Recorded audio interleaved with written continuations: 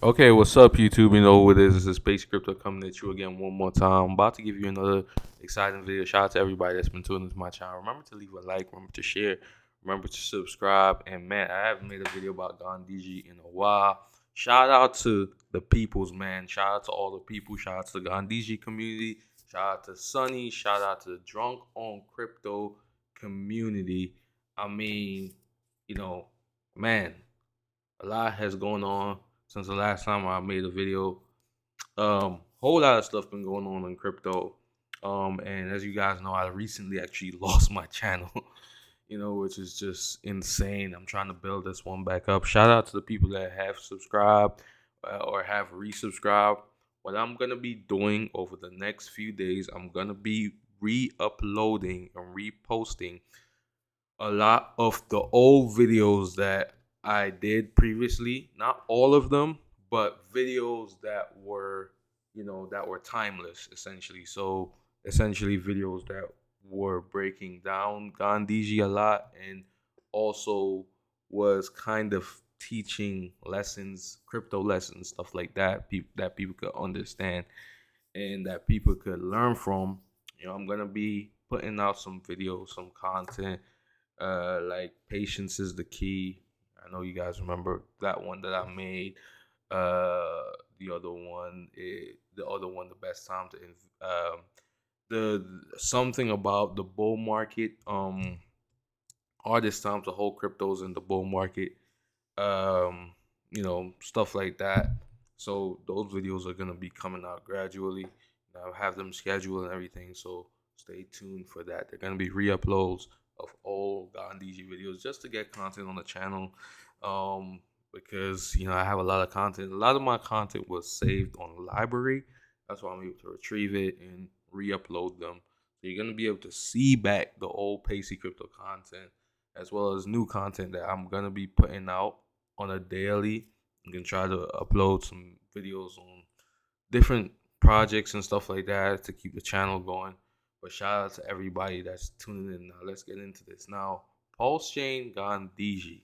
Now this this is a very interesting topic, and some people might think that there's no way this should even be possible, right? Gandhiji is like the polar opposite of um whatever Richard Hart is doing. Obviously the values and everything is like the polar opposite of that. So a lot of people may be like, you know, I mean, why would I even be talking about anything related to Gandhiji and Richard Hart? We knew what happened in 2019 when Richard Hart came on DOC and how he got cooked. You know what I'm saying? Yeah, he really got cooked. But at the same time, he did hold his own. I mean, nothing that he said was a lie. He did. He was honest. He was brutally honest about what he thought. He didn't care about no morality or whatever. He was just brutally honest. But he still got smoked. I will still say that to this day. He still got smoked in that DOC, but he turned out to be right. He got smoked, but he still turned out to be right. So shout out to Richard Hart, shout out to the Hex community, shout out to Pulse Chain, shout out to everybody. But I want to talk about this. Now, here's the thing. Gandhiji on Pulse is gonna happen regardless. Whether there is a UI, whether Sunny creates a UI for it, whether it doesn't matter. You don't even have to create a UI. The UI is already there. The UI is already there. You know what I'm saying? Like this is the UI.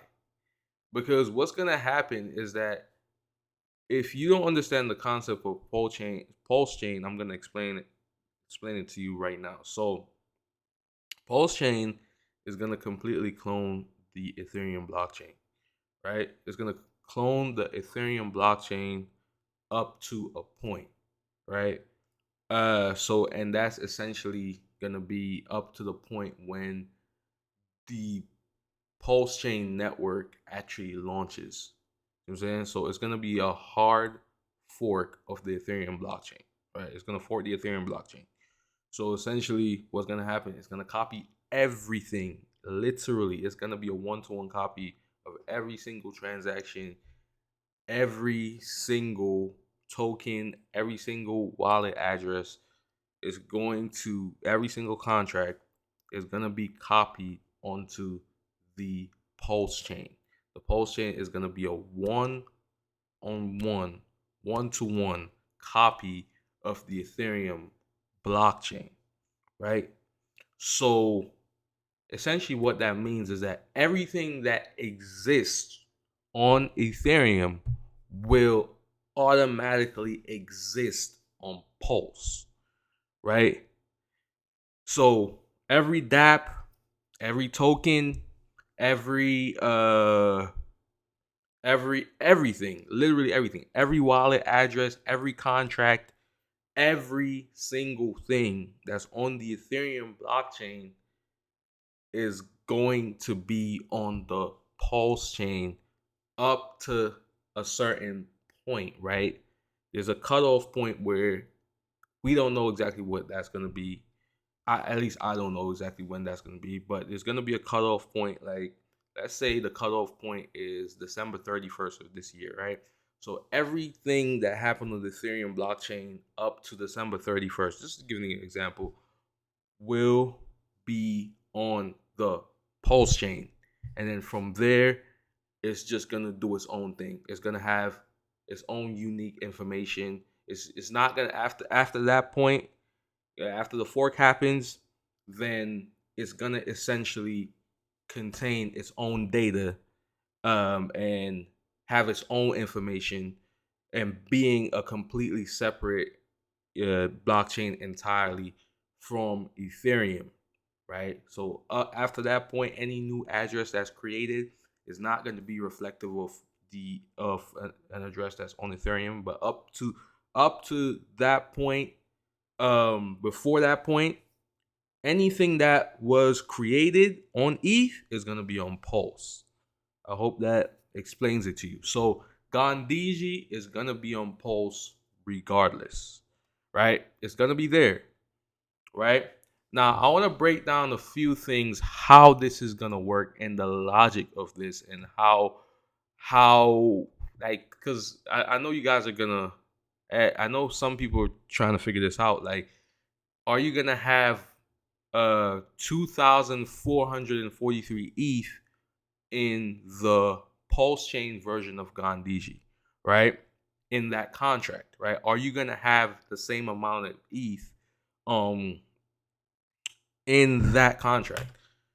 So basically on the Pulse chain, because obviously it's going to be a copy of the blockchain. So you're saying, so I guess some people are probably wondering, is the ETH going to be duplicated on the Pulse chain, right? The ETH on Gandhiji, is that going to be duplicated on the Pulse chain? So here's the thing. Now, I've been doing a little bit of research on this, and a lot of information can be found on their website, pulsechain.com. And key thing to look at is where they talk about inter per oh my god, interoperab never mind. I didn't even I can't pronounce that. Um I can't pronounce that. I'm sorry. I really cannot pronounce that. Right? But the bridging, right? The bridging. So let's look at what they're saying here about the bridging. And this is gonna be important, guys. This is gonna be what's gonna happen for Gandhiji. So what they're saying is that ETH on Pulse Chain. So they're saying you can send ETH to the Pulse Bridge contract, right? On ETH, which locks it and issues PETH on Pulse Chain at a 1-to-1 ratio. I'm going to read that again so you guys could kind of wrap your head around it. ETH on Pulse Chain. You can send ETH to the Pulse Bridge contract on ETH, which locks it and issues PETH, Pulse ETH on Pulse Chain at a 1-to-1 ratio. Right? So let's go back to Gandhiji. Now, currently, as we speak, we have 2,443 ETH in the Gandhiji contract, right? 2,443 ETH at this moment as we speak.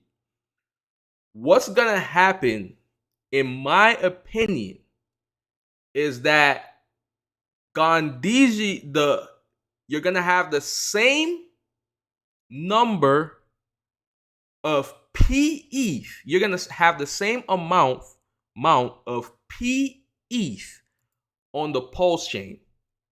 So once the Pulse chain launches, once the fork happens, right, and we can do the RPC connection for the Pulse chain, and you guys, I mean, I did a breakdown of how you set up your RPC connection for Binance chain. You remember when I touched on that whole setup where you just change the network on your MetaMask wallet, right? And you just fill in the RPC connection details in order to connect to the Binance chain and interact with contracts on the Binance chain, so on and so forth. That's gonna be the same thing, right? With Pulse chain, you're gonna be able to connect to a particular network that allows you to interact with everything that's on the Pulse chain, right? That's gonna allow you to be able to see data on the Pulse chain and be able to interact with that data, right? So essentially, what's gonna happen, right? During the fork, or when the fork happens, not this bridging thing is gonna also happen alongside the fork, right? So essentially, what's gonna happen is that bridging of the ETH to PETH from the Ethereum to Pulse chain is gonna take place, right? Once we get to the point where the fork happens, right? So when that fork happens and you have the Gandhiji version on Pulse, right? You're gonna have the same amount of PETH, because look what they said right here. They said it's essentially this bridge, right? Essentially, this bridge is gonna issue PETH at a 1-to-1 ratio with ETH on the Pulse chain. That's what it's saying. So when this fork happens, internally the bridging is also gonna take place, right? The bridging is naturally gonna take place during the fork, right? And once that bridge takes place, you're gonna have the same amount of PETH on the Pulse chain version of Gandhiji as there is ETH on Ethereum. I don't know if that makes sense. And PETH is not gonna be the same value as it is for ETH, people. Like, PETH is not gonna be the same USD value as ETH. It's not. It's gonna find its own value, right? It's gonna find its own value.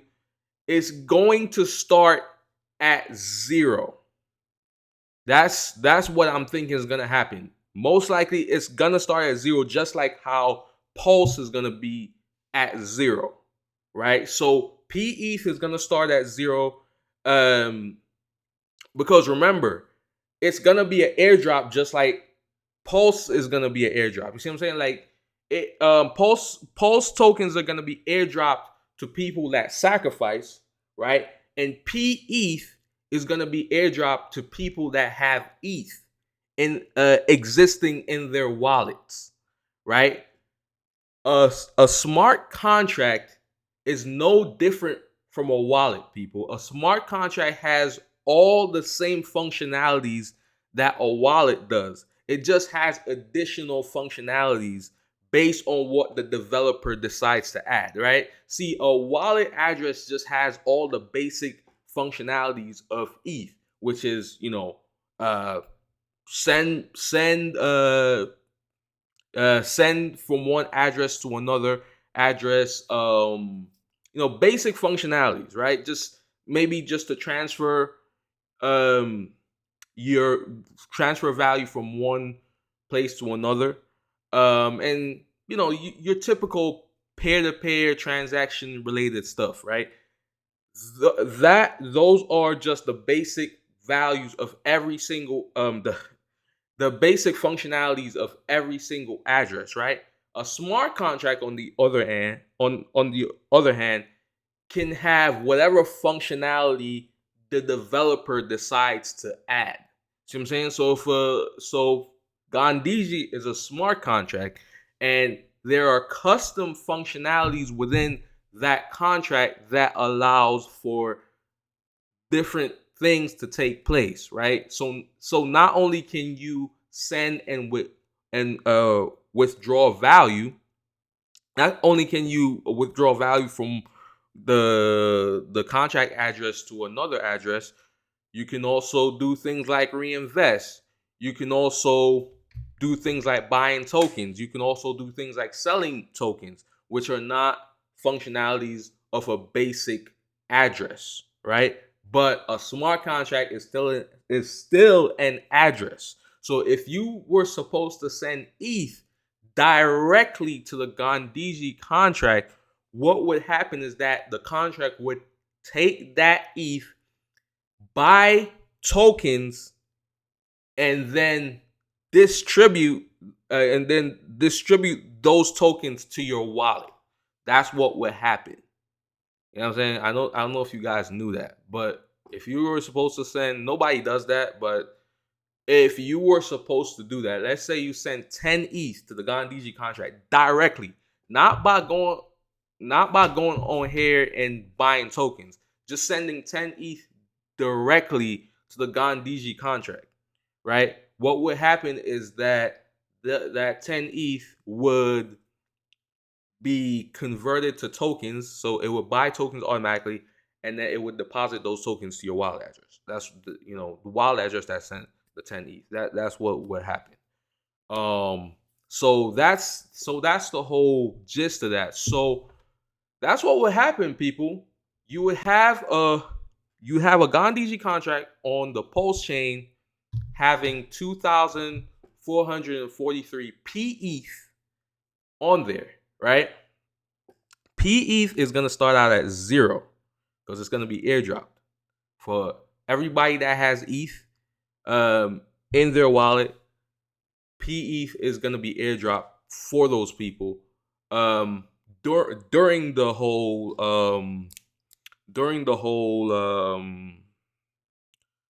fork phase, right? During the hard fork phase, that's what's gonna happen, right? It's gonna be that whole bridging thing. It's gonna be related to the whole bridging thing as well. Bridging the ETH to PETH. I guess you don't call it an airdrop. You just say it's the bridging. You know what I'm saying? It's the bridging. I don't want to confuse you guys. So I'm not gonna use the term airdrop when it comes on to PETH. There's not gonna be an airdrop when it comes on to PETH. It's only going to be an airdrop when it comes on to Pulse. And Pulse is only airdropped to people that was in the sacrifice phase. If you wasn't in the sacrifice phase, you're not going to get Pulse. You're going to get PETH, right? That's what's going to happen, because that's going to happen through the whole bridging. See what I'm saying? This is how I understand it, people. This is the only way I see it makes any type of sense. I mean, I was trying to figure it out myself for a while now, and I just could not fully wrap my head around it. But this is the only logical way it even makes any sense. I mean, and we know how Richard Hart hit. We know how Richard Hart is. Like he doesn't really say much. He really. I'm not even going. You know what? I'm not even going to go on this tangent. He really reminds me of Justo, man. But you know what? Let me digress. Anyways, I'm not gonna go on that tangent. But tell me what you guys think. So yeah, tell me what you guys think. I mean, that's pretty much what's gonna happen, and obviously, ETH is gonna find it's a P ETH is gonna find its value because it's gonna start at zero. So it's gonna be traded. People are gonna buy and sell it. So I'm saying we don't know exactly what it's gonna be worth. It's gonna be dependent on if I think P ETH is gonna be the price and value of P ETH is gonna be dependent on if a lot of the dapps that are on ETH are being utilized on Pulse chain by the developers. If most of the developers decide that they want to integrate the Pulse chain with their community and with their project, as an extent, or have the Pulse chain as an extension to their project, I think that's gonna give PE real natural value. You see what I'm saying? Like if that doesn't happen, then PE is gonna be very low in value. I don't think it's gonna have much value. But if a lot of these developers add the Pulse chain as an extension to what they have been doing in their dApps and stuff like that, if the Pulse chain is added as an extension and it's embraced, if a lot of developers embrace Pulse chain, if a lot of the ETH community embrace Pulse chain, you're gonna find that PE is going to naturally gain value. That's what's gonna happen. That's what's gonna determine.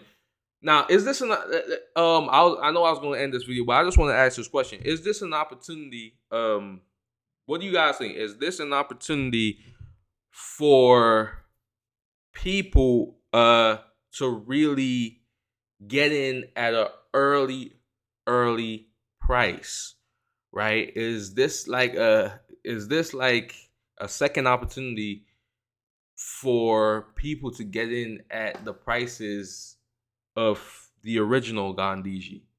The early days of the original Gandhiji. Is this the 8th opportunity?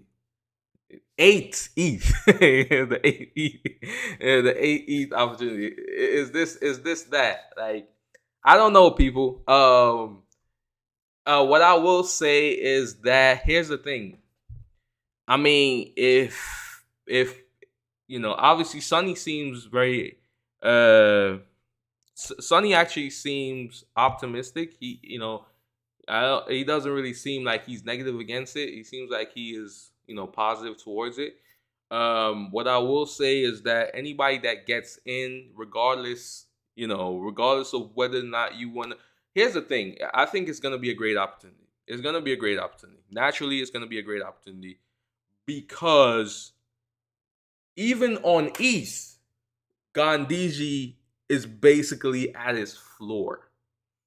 So the people that are in ETH right now, they're not gonna sell the. I mean, even if they, you could say, well, those same people are gonna be, on the Pulse chain. But here's the thing: Gandhiji's at his floor right now on ETH.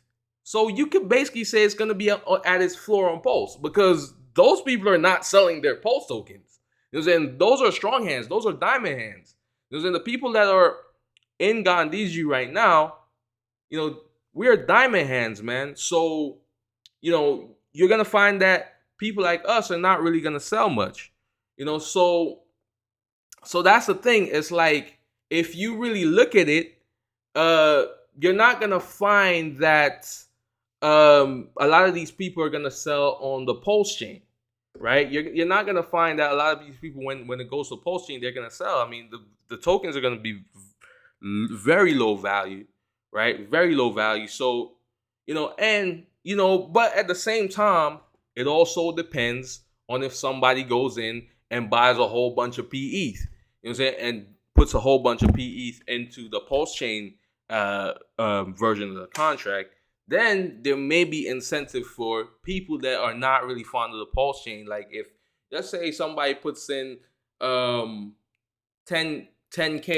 into the Pulse chain version of the contract, then there is a possibility that people that are essentially not really fond of pulse or whatever, they could just sell. You know what I'm saying? Like, even the strong hands, for Gandhiji, could just sell and just make some money. So they could still mess you up in that sense if you go overboard into it as well. Because then you know what I'm saying? You could easily get screwed. Let's say you drop 10,000 and there's already people in it, and they be like, oh, it's free money. You know what I'm saying? Like all these divs. You know what I'm saying? Let me just take that out. You know what I'm saying? But it's a lot of stuff. It's a lot of stuff, guys. But tell me what you guys think. I kind of did this video long. Let me know your thoughts on this whole thing. But